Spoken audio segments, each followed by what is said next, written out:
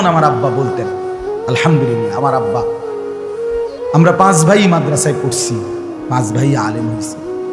আব্বা জীবন আজীবন বলতেন, আমার স্বপ্ন আমার ছেলেরা 5 জন আলেম হবে, আমার কবরের পাশে চারদিকে আমার ছেলেরাই যাবে।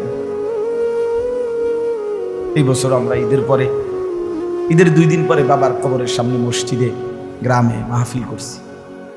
আমি বয়ান করছি, আমার বড় ভাই বয়ান করছে, আমার ছোট ভাই বয়ান করছে। আমার আব্বার আমরা 5 ভাই 3 বোন, আমাদের ছেলে মেয়ে মিলে আর আমার মা বাইচা আছে, আমরা মোট 45 জন।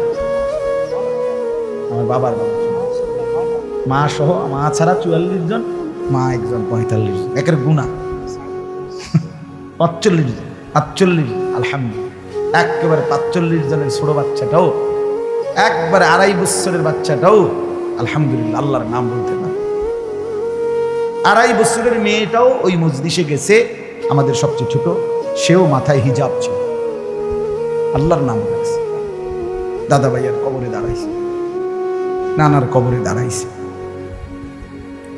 এই জন্য বললাম, মা বাপদেরকে অনুরোধ করি সন্তানের প্রতি কদর করে, সবাই মিলে ফিকির করে, দেখেন আয়াতের তর্জমাটা শুনে, তাইলেই কথা শেষ। আল্লাহ তাআলা বলেন 25 নম্বর পারা কোরআনুল কারীমের 43